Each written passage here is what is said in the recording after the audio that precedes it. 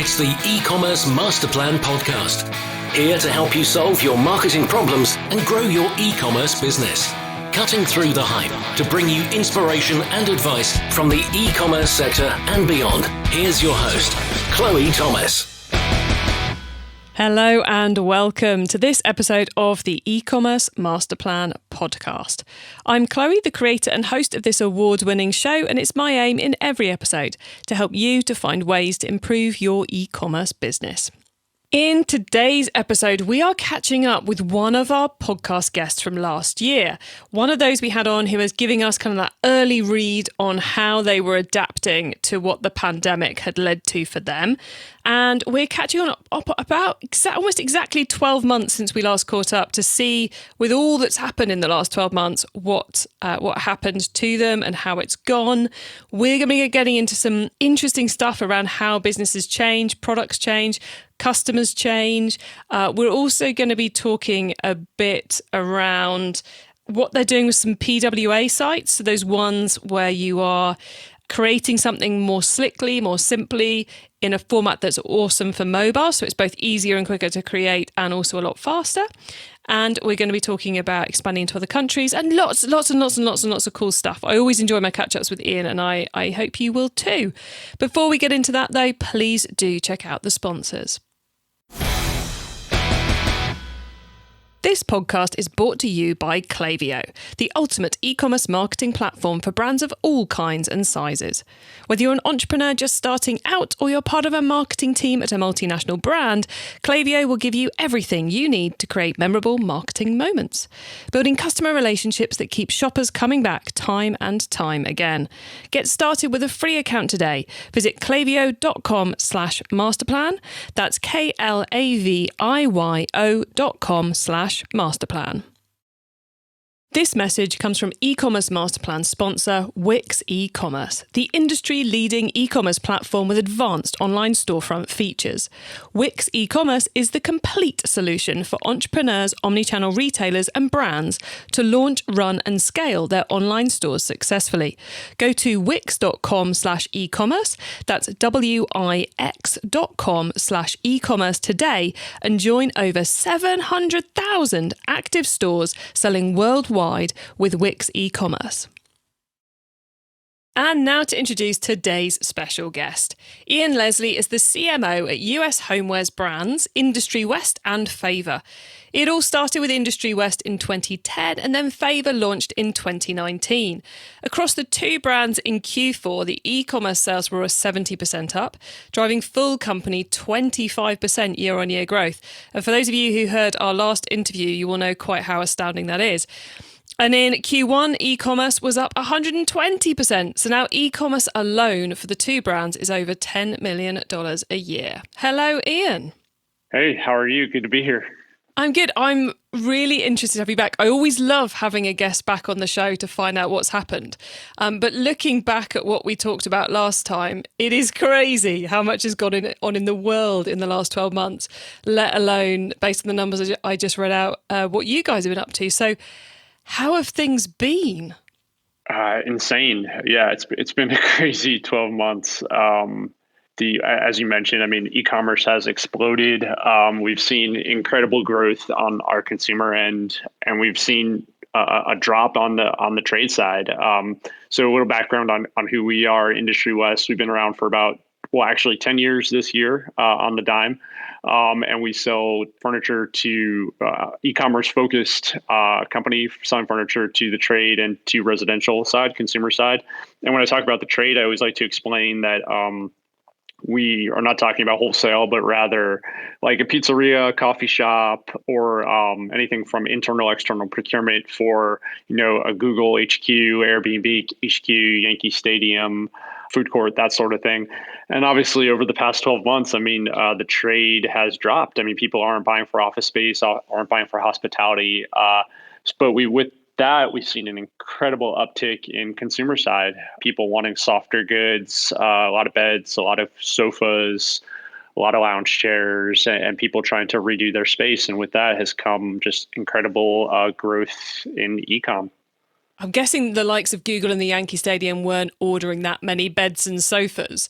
Probably a few sofas, but so has it been product development happened as a result of everything that's happened as well? New product lines? Yeah, for sure. We've had to take a lot of time to figure out what are the fabrics, what are the colors, what are the products. We're even starting to look at like kind of a bath line, more bathroom focused stuff. So, I mean, I think, yeah, definitely trying to pivot in that direction and pivot with manufacturers in that direction. And frankly, trying to get out from under the thousands and thousands of bar stools that we had waiting for the hamburger joints and coffee shops to buy. Yeah, and you mentioned you've just explained Industry West. Do you want to explain a little bit about Favor as well? Because last time we talked, Favor was like wow, thank God we launched that last year. Yeah. So last year, right, we launched Favor in favorOf.com, which was a lot of home decor and smaller items, and that was doing incredibly well. It definitely got that COVID bump, which I think we've seen tick down a little bit. Definitely not where we were at this point last year, but still trying to figure out that brand to an extent. I like to think of it as definitely being a startup brand that's sort of venture backed by Industry West. So we're trying to get our feet under us in terms of like what the right path is, and still working with suppliers. But I mean, it's really exciting actually. Today, as we speak, we had an appearance on the Drew Barrymore show. Wow. Favor did. Yeah, we had a product plug on the show, and we've actually started seeing orders tick through already today from the product on that show. So that was a pretty big win for us. So I think what's amazing about Favor is like we always say, like we did a really amazing job on and not so much me, but the team that worked on that, Anne and Karen and that whole team of like just developing the story around that brand and the narrative and it being a female founded brand that is very interested in sustainability and maker culture. And I think that's gone a long way. And I think the narrative is amazing. And now it's just a matter of figuring out the channels and continue to work on the production side. It's interesting you mentioned the narrative and that kind of emotional connection side of things, because I think one of the softer impacts I've seen of the pandemic is the consumer desire for more emotional connection with the brands, more story connection, and a greater interest in sustainability. Is that something you've seen as you've been embracing the consumer more across both brands? Or is it more, I want a great product? Is it simpler in the world of furniture? I think that's a great question. And it's one I struggle with pre-COVID and one I continue to struggle with. I don't know. Have you seen the WeWork documentary on Hulu? No, I haven't, but that's being looked at this weekend, if not before. But so like, spoiler alert, WeWork was insane. But like, I think one thing I tweeted out after watching that was like, the millennial narrative has us convinced that building a growing, profitable, sustainable, responsible company isn't enough if it doesn't come with a side of world change. Mm-hmm. And like, I feel like, and that was sort of like the WeWork story, right? It was like, who cares? Like Scott Galloway said, was like, WeWork's selling, like, for Lord's sake, like they're renting desks. And they had everyone thinking that like, they were changing the world's culture somehow. And like, I think that like, I've always struggled with that. It's like, we have a really nice product. Like it's product that you're not going to put in the dumpster in a year. Like it's going to last you 15, 20 years. Do you need the rest? Does it need to be like, biodegradable, and does it need to be like have all this amazing story and background? Like, I think it does still matter to an extent, but I feel like it matters more to the media than it does to the actual consumer. Like, I think the consumer wants a nice bed. They want it delivered quickly, and when they like put it together, they want to feel like it's not going to fall apart under them. Like, and they want to photo, and then they want to Instagram it. Like, they want to take a nice picture and say, like, look at my amazing new cane bed. Yeah, I think there's kind of that difference between I always think of things often as though the hygiene level is raising, and like the hygiene level for sustainability and for the ethical side of things is raising now. So people want to see, when they look at the product page, a tick box. They want to tick, oh yes, this isn't unsustainable, I suppose. Mm-hmm. This isn't unethical. But then there's a huge consumer gap between those who want that to feel relaxed about their purchasing decisions and those who want to find the most sustainable bed option. There's those of us who will go, I'm going to pick the cotton sheets rather than the plastic polyester sheets. Sure. And then you've got those who are like, well, cotton uses more water than bamboo in its production, and that one's been flown in from China, so I can't possibly buy. So there's kind of like those levels, I think, between the consumers. I guess what I'm saying is the hygiene level that people are expecting is coming up. And so if you haven't ticked those boxes, you might lose out. Yeah, I mean, I think that's a great point. And I think I think there's always going to be that and I don't want to underplay that by any means. Right, there was a spark. I don't want to name any names, but there was a sparkling water brand, and people are like, "Oh my gosh, it has formaldehyde in it," and they're like, "Well, I'm not gonna drink that." If I find out the cane bed that I bought has Lord knows what in it, definitely don't want that. So and of course there has to be make sure, are we working with morally responsible factories and vendors and people, of course, that's critical. And it's something that we Jordan tours all our factories pre-COVID, and I think that's really important. But I think in terms of this whole narrative of, it's just overplayed to an extent. I do feel it is overplayed to an extent, but you're completely right also, is that you're going to have that segment that's what they look at. And that's the most important thing.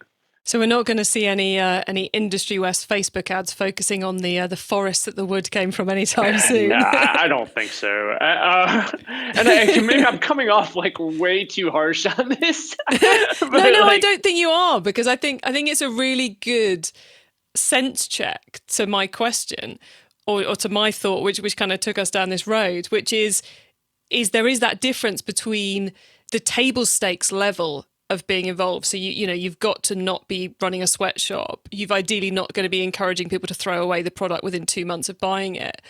But you don't necessarily have to become an earth mother to continue connecting with the customers. I think that's a good way to put it. I think that's a better way of putting it than I did. Well, it came from what you said, so I think you can take credit for that one too. Yeah, no, but I think that's important, and I think as you can hear, my angst of just really kind of unpack the narrative of e-com and D2C in general, and and I think we talked a little bit about this before, but my thing of every time I talk to someone, is there anything else that we should mention? And I'm like, we're bootstrapped, we're a bootstrapped company, and it's this whole narrative of we're venture backed, and we have this slight thing that makes everyone think that we're going to change the world, so we're going to get all this press. Whereas we're a good company, we're just good people. I'm not I'm not saying I jaywalk with the next guy, but we're a morally good company that cares about our employees, cares about our customers. We do talk we're talking about just actually for our 10-year anniversary, doing a video of our employees, just iPhone videos to share with our manufacturers, because this has been a trying time for our manufacturers. And we appreciate the ones that have stayed with us, as things back up at the ports, and so just stuff like that. But if you don't have this collective, our sofa is going to change the collective consciousness sort of attitude, it's some people won't even look at you. But I don't know. Yeah. I'm 42, I don't know. I'm jaded already. Yeah. See, I'm 40, so maybe we're just too old to understand. Yeah. Oh, so you're still, I think you're technically still in the millennial. Oh, I am. Yeah. I am technically a millennial, but. Yeah, I'm not. I'm 79. Yeah. barely made it. Yeah, I didn't have a mobile phone until I went to uni. So I don't know. Sometimes I seem like a millennial, but I think I have more in common with the people older than me than I do the people younger than me. I don't know how much of this you're going to cut, but it's actually funny. When I tell my kids I bought my wife her first cell phone when we were dating, and they're freaked out by it. They're like, "What do you mean she didn't have a cell phone growing up?" I was like, "Yeah, I bought it for her when she was 20."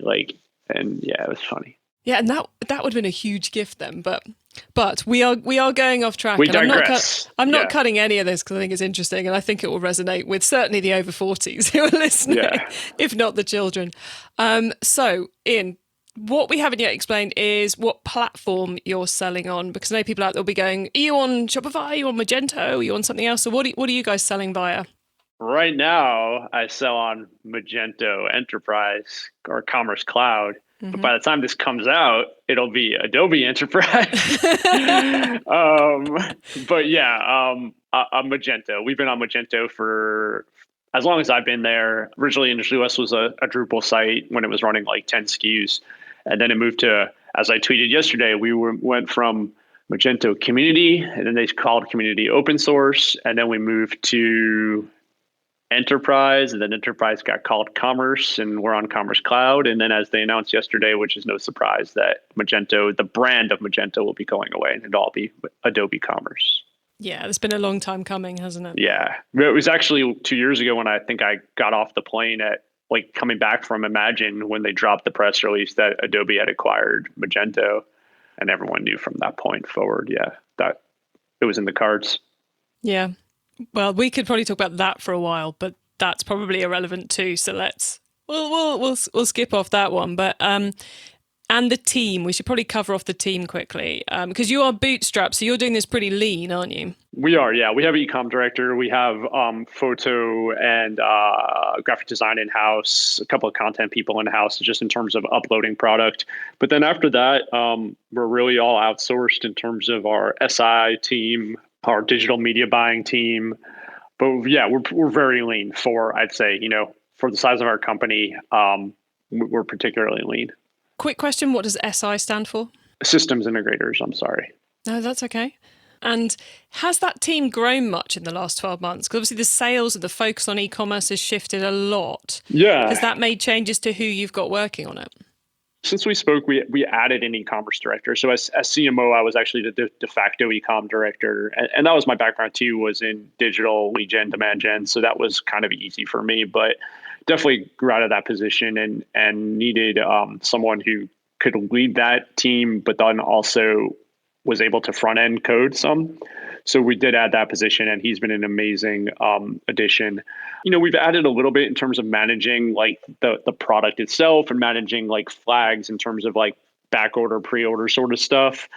I mean, we are looking to grow. I'd say it's been less growth and more maneuvering, like more like, okay, we're not trade heavy. We don't have these huge, hospitality orders that require hours to put together anymore. Mm-hmm. So we need more like just we need a lot of people at keyboards and phones, just answering emails from customers and taking calls from customers and being a little bit more consumer friendly than we have been in the past, to be honest. So yeah, I'd say it's less growth and more maneuvering. Our FTEs haven't changed that much, but maybe like a few higher salary positions have become maybe 2 medium salary positions, but overall, not a ton of growth on the staffing side. The warehouse has been very busy. Some growth there, but I don't know those numbers specifically. Yeah, I can imagine. Rather than shipping out hundreds of chairs at a time, they're sending one. Yeah, once. Yeah.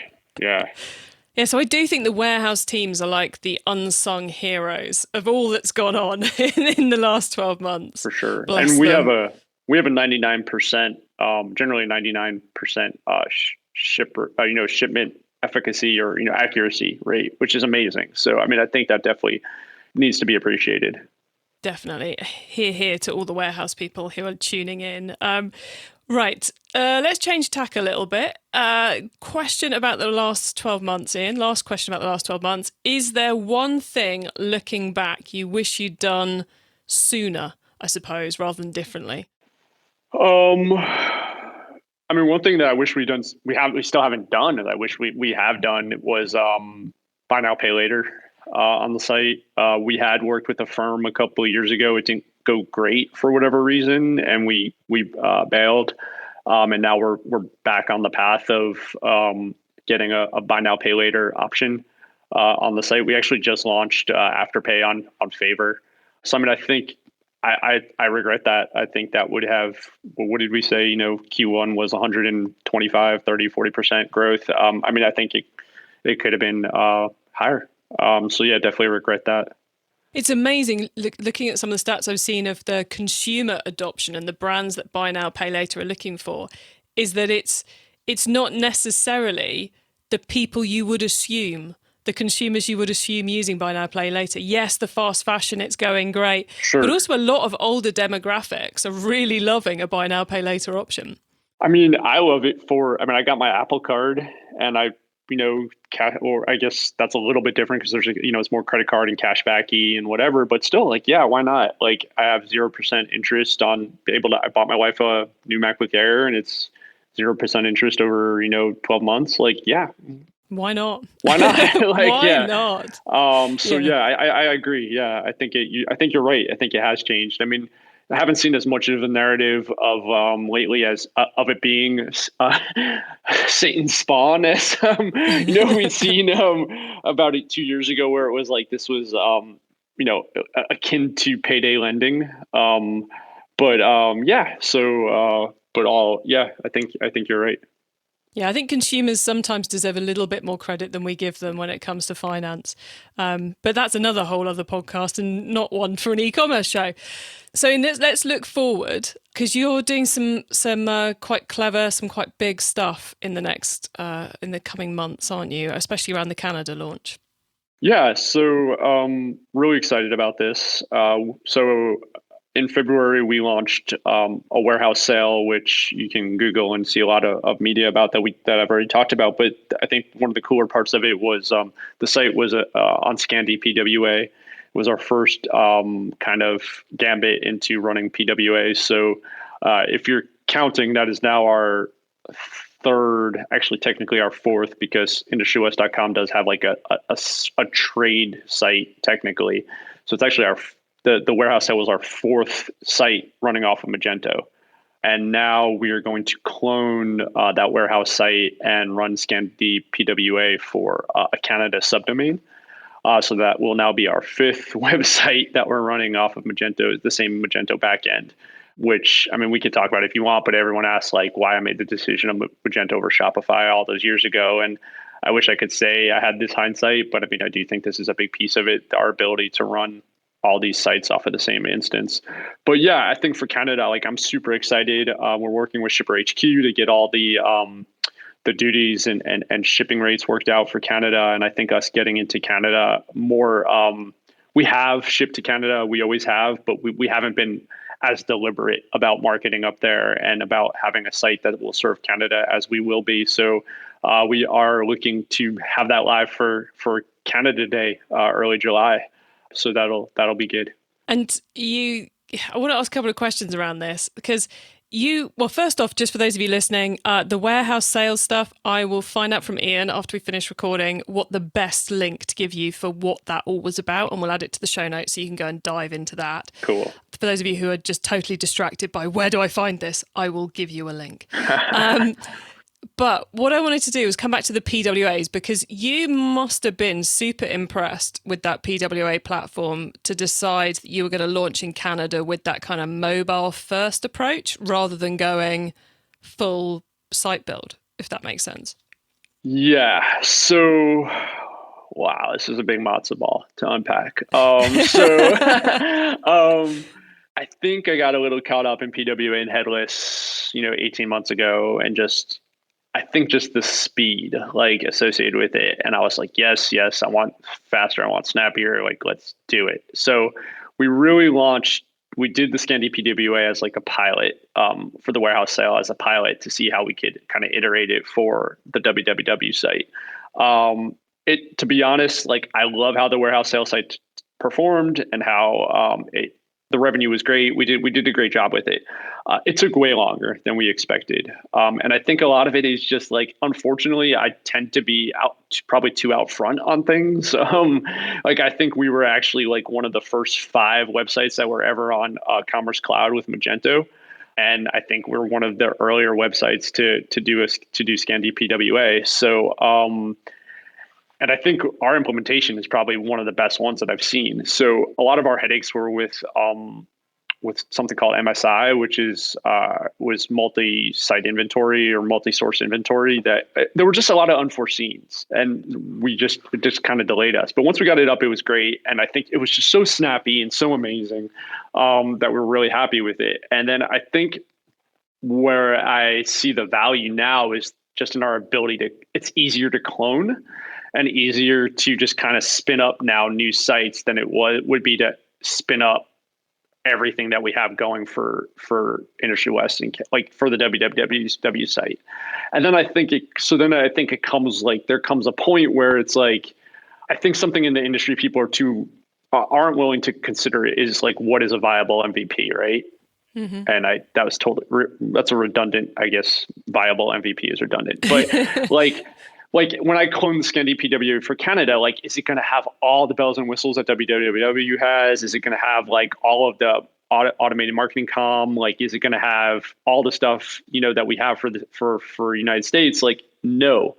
But is it going to be profitable, and is it going to bring in cash, and is it going to be a huge awareness play in Canada? Like, for sure. So I think we'll get there. Like, we'll ramp up to it. But I think, yeah, to your point, yes. I'm happy with it. I think it performed amazingly well. I think we learned a lot of lessons, and we'll iterate on those. I love the fact that it's kind of like you said, are you going to do all the whistles and bangs on day one in Canada? No. So actually what you need is something which you can quickly deploy that to the consumer is going to give them a perfectly good experience. Right. But which almost stops you from getting too obsessed with making everything perfect, because you're not starting from the US website and cutting back. You're starting from a simple warehouse sale site and building up, which makes you question, do we actually need this? Do we actually need this? Do we actually need this? Yeah, I think you put it better than I did. Like, I think that's a perfect point. And I think where we are with www or the US site is like, what can we cut back to make that site faster? Because I don't think I can afford to put that site on PWA. Like, I just think the development costs of that are just going to be too high. And I think the issue, and then tying in all of our third-party SaaS. So I think it's like, okay, what do we cut back from the regular install to make it faster? And then how do we gradually develop on the Canada site to make it, to add the third-party stuff that we want? I'm seeing like the US and the Canada site slowly merge towards each other. Into one. Yeah. And I think a lot of that comes with like the bootstrap nature too, right? Like, if we had millions and millions and millions of dollars in the bank that we could sit on and just say, oh, let's just redevelop it and do a multi-language, multi-currency kind of site, and money's no issue. But money is an issue. So. And that's one of the beauties of bootstrapping, is it makes you do things a bit more cleverly, a bit more sensibly. Because, you might have sat there and gone, actually, if you had all the cash, you go, right, we'll just clone the US site. And then 12 months later, it finally goes live. Right. Having cost far more than it deserves to for Canada. For a Canada launch, no offense, Canadian listeners. No offense, Canada. And away you go. So I think it makes total sense. I just want to cover off a couple of techie things we've said for the listeners who are screaming, what are you talking about? Before we go into the top tips round. The first one is, what is PWA all about? I'm not the technical go-to on this. I think at the highest level, I think like essentially headless / PWA, and I'm probably conflating terms that don't belong together, is where the theme lives offsite of the major of like kind of the Magento backend. So the database is pulling in from one set place and the theme is pulling in from another. So the theme is kind of displaying much faster to the end user and not being powered by the same area that the database is being powered from, and that's about as technical as I can. I know enough to be dangerous, and definitely should not be your PWA guest. Cool. No, that's okay. I don't. You're not our PWA guest. We just need to explain what it is for the audience, which is cool. So guys, PWA, really cool way to quickly make things faster and launch new sites, basically, isn't it? You explained it better than I did that time. And Scandi.PWA, is that an Adobe / Magento specific thing, or is that something that works elsewhere? That is specifically to Magento Adobe, though it's not in-house to Magento Adobe. So Magento Adobe does have their own PWA Studio suite that they offer. We did not use that. We went with Scandi.PWA. But Scandi.PWA is specific. It can only be used on Adobe Magento. Got it.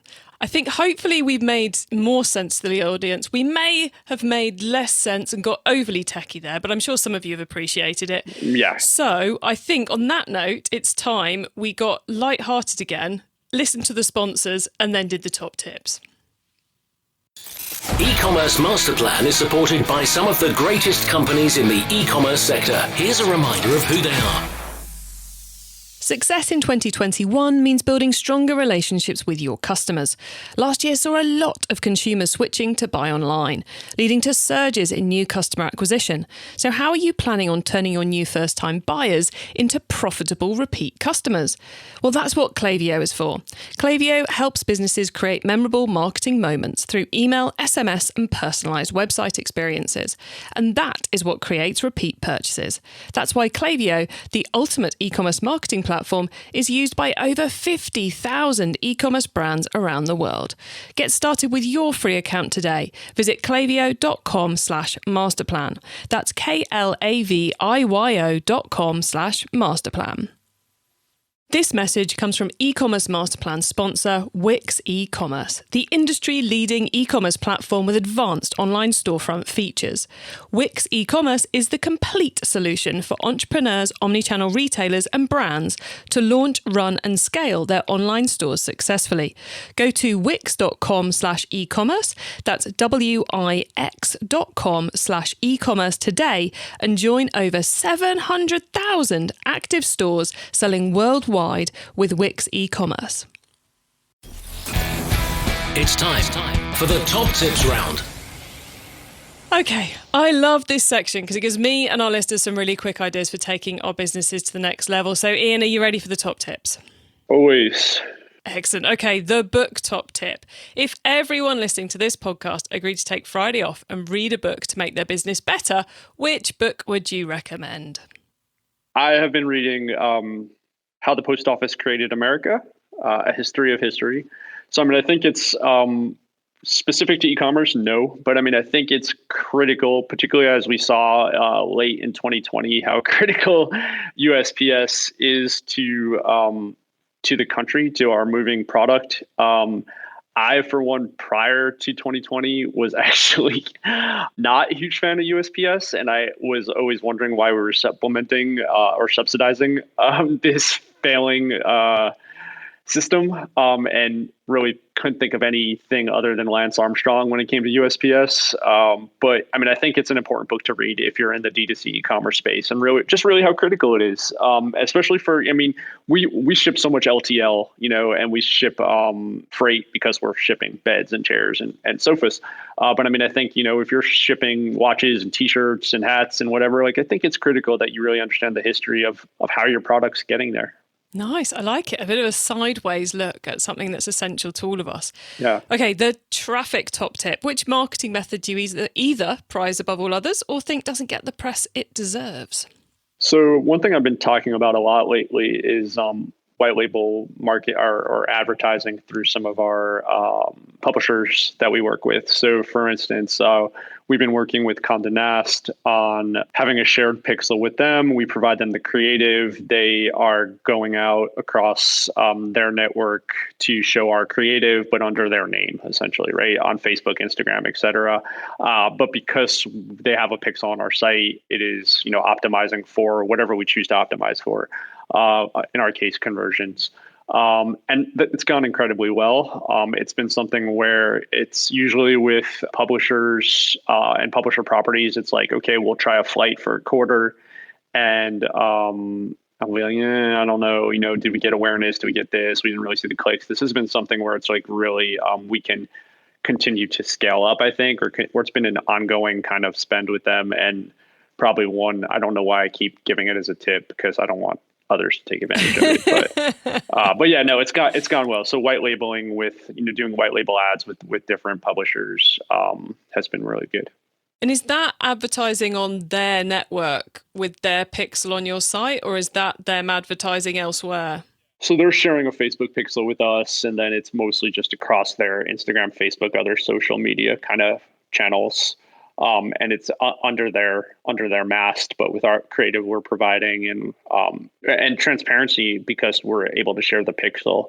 Typically, you do these flights, a site takeover or whatever, and it's just you really don't have you have their click-through metrics and you have your on-site metrics, and they never really seem to equal out to a one-to-one. But with this, because there is that pixel sharing, we're definitely having a bit more transparency.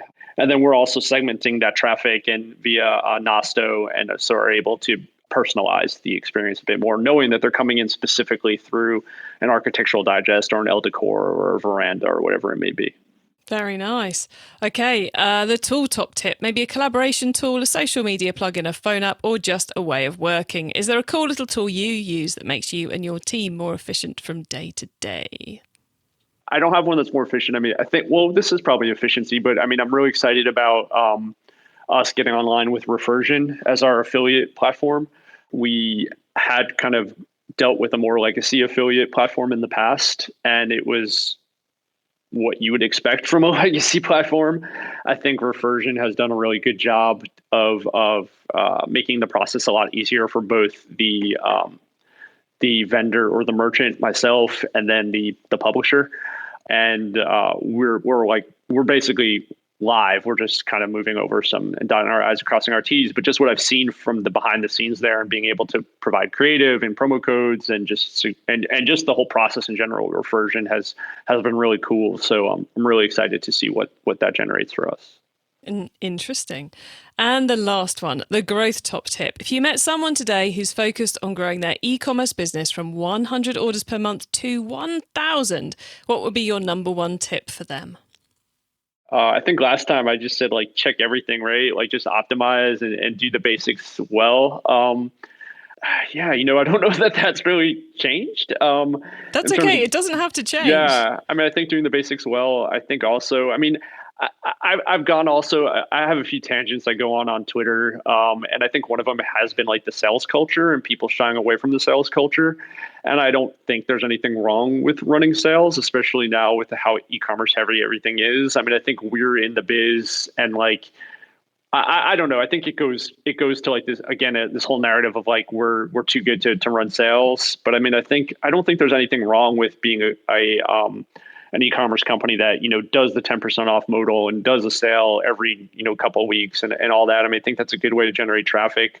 I will say, like, pivoting back to the warehouse sale really quickly, all of our audience that we gained or pushed to that sale was via our earned channels. So it was all went through either an email campaign or through our earned social media channels. We didn't do any paid advertising. And 70% of the sales were first-time customers. So what I'm getting to is that these were people who already had a relationship with the brand, but never checked out. So they obviously liked our brand, but weren't in at that price point. Mm-hmm. And once we offered them a price point, albeit like one time a year, they hopped all over it. So I think that is a really interesting thing to think about, is that you have people out there who want to be evangelists of your brand, but maybe the price point just isn't quite there. And if you give them an opportunity, albeit maybe just once a year or twice a year, they're going to hop all over it. Like it. Okay, Ian, before we say goodbye, would you like to let listeners know where they can find you and the business on web and social media, please? Sure. So Industry West is industrywest.com. And we also have a showroom at 14 Crosby Street in Soho, New York. And then In Favor Of is infavorof.com. And then I and all my hot takes are IR Leslie, IRLESLIE on Twitter. I highly recommend following Ian on Twitter because he covers some really interesting topics and shares some really interesting examples too. Well, look, Ian, thank you so much for coming back on the show again. It's been as interesting as it was last time catching up with you. So thanks for coming on and sharing so much. Of course. I feel like Alec Baldwin who's on Saturday Night Live all the time. Well, we'll get you back again in that case then. Yeah. Do I get like a jacket for my third appearance? I don't know, but I do have on the. I do have to. I owe you a mug at some point. So when I get around to creating the e-commerce master plan mugs, there's one coming your way. Perfect. Well, always enjoy it. Thank you.